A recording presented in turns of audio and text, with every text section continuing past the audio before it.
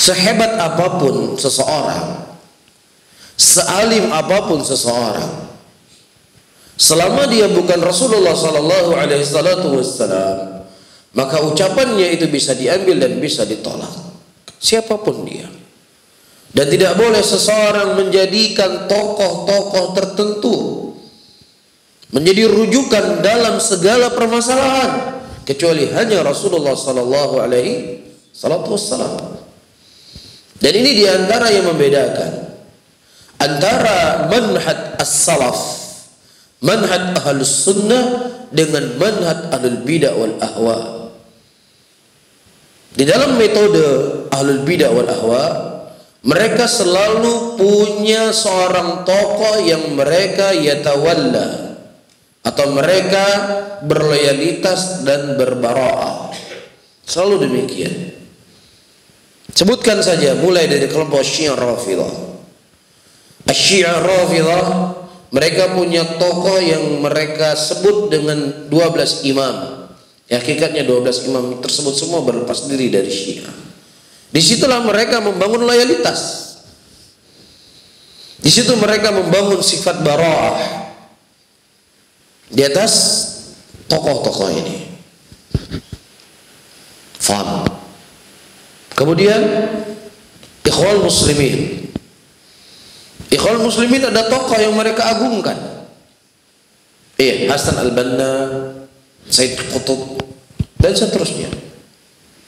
Siapa yang mereka cinta kepada Hasan al-Banna, maka bagian dari kita. Siapa yang seseorang itu benci kepada Hasan al-Banna, walaupun terkadang orang tersebut berjalan di atas jalan yang benar, tetap dia musuh kita. Karena loyalitasnya adalah siapa? Hasan al-Banna ini. Apapun yang keluar dari mulutnya diambil. Apapun yang menyelisih ucapannya ditolak. Demikian hizbiyin.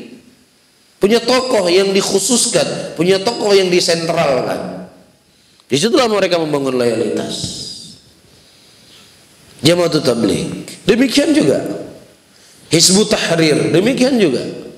Selalu punya tokoh sentral yang dikultuskan. Adapun Ahlus Sunnah, ayyuhal ikhwah rahimani wa rahimakumullah, tidak ada satupun yang mereka jadikan pengikutan secara mutlak, pengkultusan secara mutlak, kecuali hanya Nabi Muhammad sallallahu alaihi wasallam. Adapun selain Rasulullah ditimbang, ketika ucapannya ucapan sesuai dengan apa yang datang dari Allah dan Rasulnya, kita ambil. Namun ketika ucapannya tersebut tidak sesuai dengan Al-Quran dan Sunnah, walaupun itu guru kita, harus kita tinggalkan ucapannya. Tidak boleh kita ambil siapapun dia. Sehingga tidak ada tokoh sentral di sini. Dikembalikan semua urusan kepadanya. Apa yang keluar dari fatwanya diambil. Apa yang menyelisih fatwanya, ya sudah, salah, keliru. Nggak ada ini semuanya. Ini hizbiyah. Tidak dikenal dalam metode Ahlus Sunnah. Metode Ahlus Sunnah, bisa saja syekh yang dekat dengan kita atau guru-guru kita, misalnya kita berguru dengannya, ketika dalam sebuah fatwa ternyata fatwanya menyelisih Al-Quran dan Sunnah, kita tidak perlu mengambil, kita mengambil seorang syekh yang terkadang dia tidak pernah kita kenal, nggak pernah kita bermajelis dengannya, cuman fatwanya itu bersesuai dengan Al-Quran dan Sunnah, itu yang kita ambil, ini kita tinggalkan. Begitu metode Al-Sunnah, nggak ada tokoh yang dikultuskan, tidak ada tokoh yang disentralkan.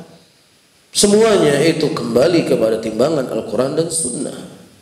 Ini membedakan di antara dakwah Ahlus Sunnah dengan dakwah Al-Hizbiyyin.